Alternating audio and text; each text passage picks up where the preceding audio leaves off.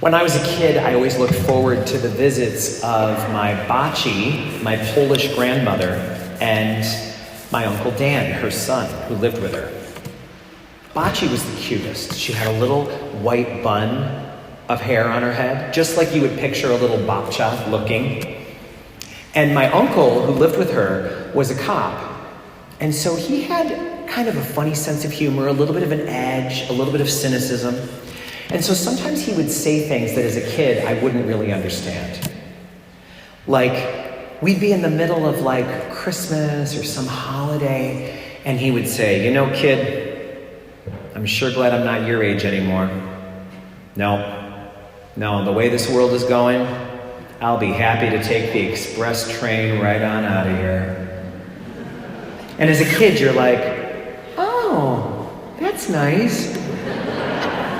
You don't really know what to say. My mom, my uncle's sister, would always say, "Don't listen to Uncle Dan." Uncle Dan was one of those people, there's a lot of us, who say, the world is going you-know-where in a handbasket. So now, I'm getting close to 50. And every once in a while, I'll catch myself saying something that sounds like it's coming out of Uncle Dan's mouth. Like all of a sudden I'm like, "Man, sure glad I'm not in school these days," or some version of that.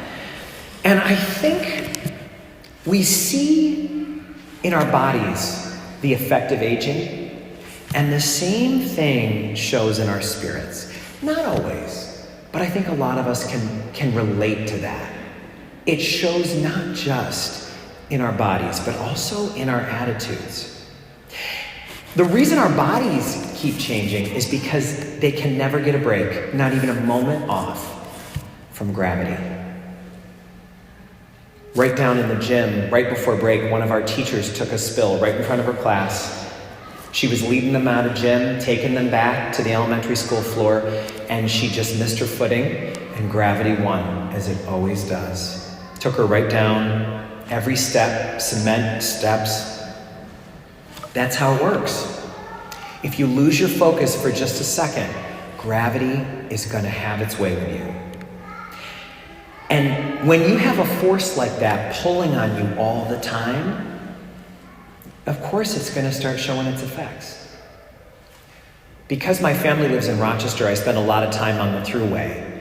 And there's a beautiful old house from canal days in the Mohawk Valley that's just beautiful. I've always admired it. It's one of those old houses, not too far from the Thruway or the canal, sitting in this like little crested valley, really sweet little place.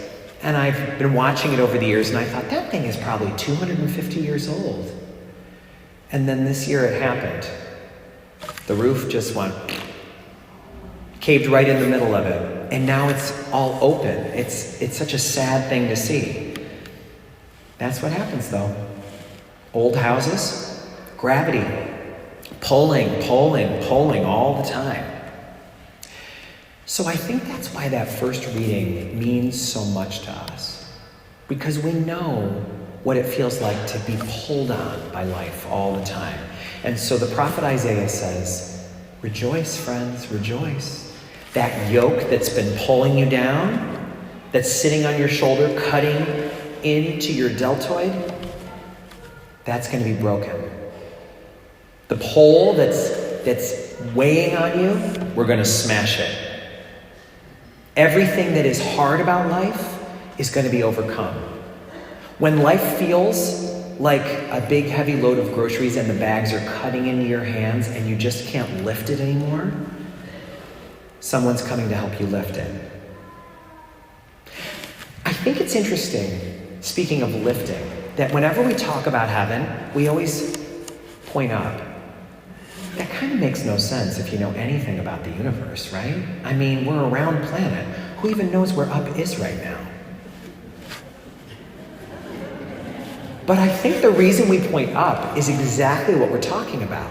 There's a part of us that wants to defy gravity. That's what would feel peaceful. The thought of us going up on a cloud playing a harp, I mean, it sounds kind of boring if you think about it too hard. But the reason is because there's no more gravity. There's nothing pulling on you. That's kind of, I think, what my uncle was trying to say. I'm going to take the express train out of here, kid. There's no going to be gravity on me. Your Uncle Dan's going to be floating up there, feeling like $1 million. And that's really a good description of what we're celebrating. That because Jesus came to earth, because he left the realm of the divine and came into this world with exactly the kind of weather like we had today and yesterday, with exactly the kind of struggles that each of us face, he came into that world. God said, I'm going to let gravity pull on me for a while too. I'm going to let myself be part of that gravity. And as soon as he arrived, it started happening right away. His mom and dad are traveling. They've got nowhere to go. That might sound cozy to us, kind of Hallmark Channel-ish. It wasn't. There's not one bit of chance that that was cozy for them. That was hard. He was born in a filthy barn. Think of that. We don't often think about just what that was like. It wasn't just hay. It was germs like you can't imagine. There's not enough hand sanitizer to help you give birth in a barn unattended. And think about this. His dad was a carpenter. Can you imagine how helpless he felt, how emasculated, sitting there? He could have built a beautiful crib for his baby. He might have already done it back in Nazareth, but there they are. He's letting his wife put this baby, the Son of God, into this filthy feeding trough. How embarrassing for Joseph. How humiliating for both of them. Christmas gives us a chance to wonder, God, why would you do this? Why would you do this for us? Wasn't there another way you could have showed us that you love us and you're with us? When Jesus grew up, he said a lot of things to us about life that are really important for us to understand if we're going to understand why he came. You know, one of the famous things he said was, take my yoke and put it on you. There's the gravity again. Take my yoke and put it on you. Take off the yoke you're wearing and put mine on you. Because my burden is easy. What a funny thing to say. My burden is easy. I think the key to understanding what he's saying to us as we consider all this is to think of what a yoke looks like. And we actually put it in your worship aid if you can't picture it. Maybe you can picture it right now. A lot of people think of it like a harness that goes on over somebody's head. It's not. A yoke, if it were a harness, they'd call it a harness. It's not a harness, it's a yoke. It has 2 holes. So that 2 can plow together. You don't put 1 ox in a yoke, you put 2. And then they can bear the weight together. Jesus isn't talking to us like handing us a harness or putting it on over our head, telling us not to wiggle while he tightens the straps on us. No, he's talking to us from the other hole. He's saying, climb in here with me. We're going to do this together. Gravity is a pain in the neck, but I'm here to do it with you. You're not going to do it alone. Once we realize that Jesus is bearing the weight with us, I think things change. All of us know what it's like to be around people who have had a ton of weight piled on them. There are people here right now who have had so much weight piled on them by life. They didn't get the same portion of struggle that other people did. They got a bigger helping. But if you notice, some of those people you kind of want to avoid because they're bitter. And you don't know how to help them. And there's kind of no way to help them. They've struggled with problems that you can't solve. And so you just kind of feel bad and you kind of avoid them. But not everybody who's had a heavy burden is like that. Some of them are inspirational. And what I've noticed is the people who are inspirational are very in touch with the fact that they are not pulling that burden alone. Some of you will remember Barbara Reardon, who died last month. Some of her family are here. She's related to the Hogan family, but of course, I think we all are, really. We're all 1 degree of separation away from a Hogan in this town. So she's a Hogan aunt. And she just died earlier this month We had her funeral at St. Mary's just a little while ago. She was 95 years old, and she had been waiting for 68 years to see her husband. They were married for 2 years, and then he died. She had no idea that when they said their vows at the altar at St. Mary's in 1954, he already had stage 4 cancer. They didn't know it. So when he died, they were still newlyweds, and she had an 8-month-old.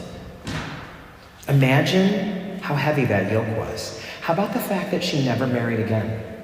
She held a candle for him the rest of her life. Her yoke was heavy, but she did not try to plow alone. She was someone who knew that she had divine help. And she trusted that God would guide her. So it was amazing to sit with her family and learn about her life. This poor widow, this young woman who only had 2 years with her husband and then lived the rest of her life alone. But she wasn't alone. In those 95 years, she went from being a teacher in Hudson Falls to the dean of women at Lemoyne College. She founded the counseling department at Queensbury High School. Some of you maybe remember her being there from the 1960s to the 1980s. She founded the whole department. She was the rock on which it was built. But that didn't stop her from taking a sabbatical and living at a native reservation in Washington. And the chief begged her to stay, made her an honorary member of the tribe. But she said, I got to go back to Queensbury. I've got things to do. She went on to be the executive director of hospice for a few years. And when she retired, she put a tent in the back of her Volkswagen Rabbit and painted watercolors of the New Brunswick coast all summer, camping outside as a woman in her 60s and early 70s. Gravity pulled on her that whole time, but she didn't try to bear the load alone. She carried it. She carried it when her daughter, the one who was 8 months old when her dad died, that daughter lost her own husband with 2 children of her own in a sudden car accident. So she moved to be with them and helped raise those kids. She told her family that whenever she felt overwhelmed, she pictured herself wrapped in the mantle that Mary was wearing the night that Jesus was born. She felt herself being just wrapped in that garment and knowing that if Mary could face her burdens with God's help, Aunt Barbie could too. That's the lesson of Christmas. We are not going through this alone. And even though gravity is going to keep pulling on you and pulling on me, we do not have to bear this all on our own. So how are you doing in your battle with gravity? Can you feel it? Do you feel it in your body? Do you ever feel it in your back? Do you feel it in your arches? Do you see it in the mirror? Do you see it in your family or in the news?